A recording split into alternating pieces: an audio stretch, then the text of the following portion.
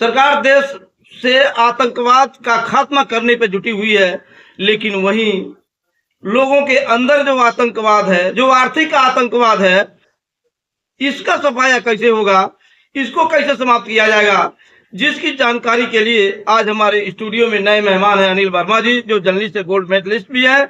हम इनसे जानेंगे कि आखिर आर्थिक आतंकवाद को किस तरीके से समाप्त किया जाए।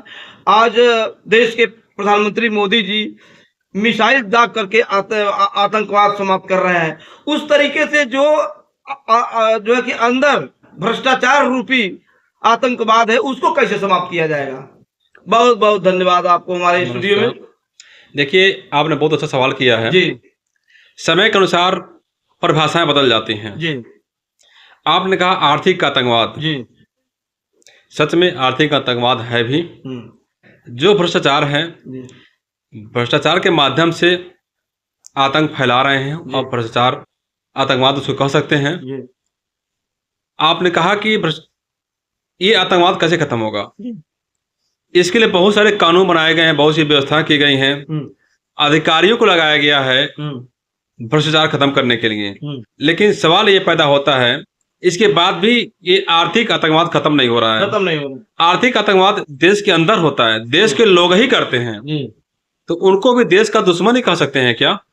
इसके बारे में बहस होनी चाहिए कि जो लोग भ्रष्टाचार करते हैं, करप्शन में शामिल होते हैं, जनता का पैसा कमीशन के रूप में, घूस रूप में खाते हैं, योजनाओं में भ्रष्टाचार करते हैं, क्या उनको हम आतंकवादी कह सकते हैं, आर्थिक आतंकवादी कह सकते हैं? इस पे सरकार को मंथन करना चाहिए। ऐसे लोगों को जिस प्रकार से सरकार आतंकवादियों पे मिसाइल दाग के सफाया कर रही है, उसी प्रकार से इन पे मिसाइल दागा जाना चाहिए। मिसाइल का मतलब यह है कि यदि कोई अधिकारी करप्शन करता है तो उसकी नौकरी उसको बर्खास्त करना चाहिए। इसके साथ ही कोई सांसद हो, विधायक हो, कोई प्रधान हो, कोई भी जनप्रतिनिधि हो, यदि वो आर्थिक आतंकवाद करता है, भ्रष्टाचार करता है, तो उसको भी पद से हटाया जाना चाहिए। नए लोगों को मौका मिलना चाहिए। इससे एक डर पैदा होगा। जिस प्रकार से आतंकवादियों को सफाया कर रहे हैं और डर पैदा हो गया उनके अंदर कि गलत काम करेंगे तो वो इस धरती पर रहने लायक नहीं बचेंगे। उसी प्रकार से ऐसी सजा मिलनी चाहिए कि जो भी लोग नौकरी कर रहे हों, चाहे जनप्रतिनिधि हों, उनको यह डर पैदा हो जाए कि वह लोग नौकरी करने लायक नहीं बचेंगे।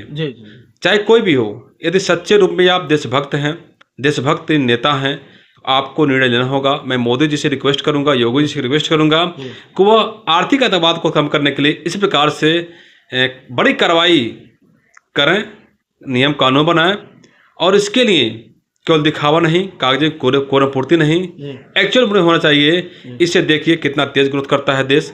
अभी देखिए, जब आर्थिक आतंकवाद होता है, भ्रष्टाचार शुरू होता है, तो जो अधिकारी तनख्वाह पाता है भ्रष्टाचार रोकने के लिए, योजनाओं को सही क्रियान्वित करने के लिए, वही अधिकारी घूस खाता है, कमीशन खाता है, तनख्वाह भी लेता है और जनता का पैसा गलत तरीके से लेता भी है, तो वो अधिक धनाढ़ हो जाता है। अब कुछ संपत्ति उसके पास हो जाती है, चाहे नेता हो चाहे अधिकारी हो। लेकिन जो ईमानदारी से जीता है, देशभक्ति के साथ जीता है, सच्चा देशभक्त कहते हैं उसको, वो गरीब बना रहता है। तो अमीरी गरीबी की खाई इस प्रकार से बढ़ती चली जा रही है। जो आर्थिक आतंकवाद करने वाले लोग हैं, अमीर होते चले जा रहे हैं। इसके लिए सरकार को अभियान चलाना चाहिए। जिस प्रकार से अभियान चला के पाकिस्तान में आतंकवादी ठिकानों को नष्ट किया गया, उसी प्रकार से सरकार को, मुख्यमंत्री को, प्रधानमंत्री को मिल करके ऐसे आर्थिक आतंकवाद को खत्म करने के लिए बड़ी मुहिम चलाई जानी चाहिए, ताकि देश से आर्थिक आतंकवाद खत्म हो सके और देश की जनता का पैसा सही इस्तेमाल हो सके। आप देख रहे होंगे जो सड़कें बन रही हैं ग्रामीण क्षेत्रों में, बनने के साथ उखड़ती चली जा रही हैं, योजनाओं में कमीशन खोरी हो रही है, भ्रष्टाचार चल रहा है, तो ये रुक नहीं पा रहा है। चाहे कोई भी सरकार आए जाए, ये चलता रहा है, कार्रवाई होती है, फिर वो रुकता भी नहीं है। क्या मतलब इसका भाई? आप ऐसी सजा दो ना कि अगर पुष्ट हो जाए, पूरी जांच पड़ताल अच्छे से कराइए, पुष्ट हो जाए तो उसको बख्शिए नहीं, उसको निलंबन मत करिए, उसको सीधे बर्खास्त करिए। निलंबन कोई सजा नहीं होती है, वो बेवकूफ बनाने वाली ये कार्रवाई होती है।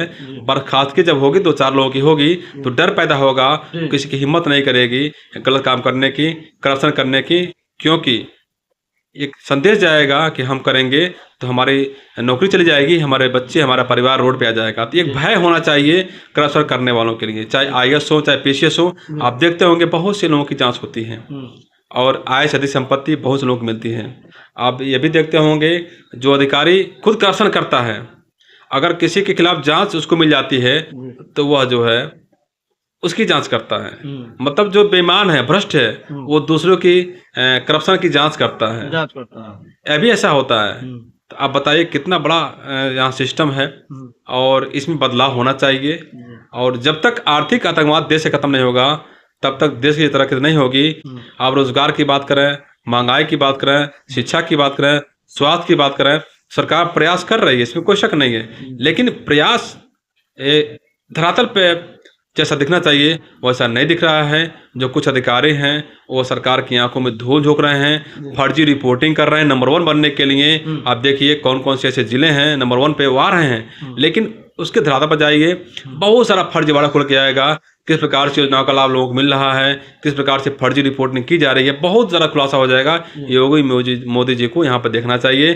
करप्शन बहुत बड़ा यहाँ का जो आतंकवाद है उसको ख़त्म करना होगा। जब तक ये ख़त्म नहीं होगा तब तक देश को सही रूप में आर्थिक तरक्की नहीं हो सकती है। बहुत बहुत धन्यवाद, आपने ये जानकारी दिया हमारे दर्शक बंधुओं को।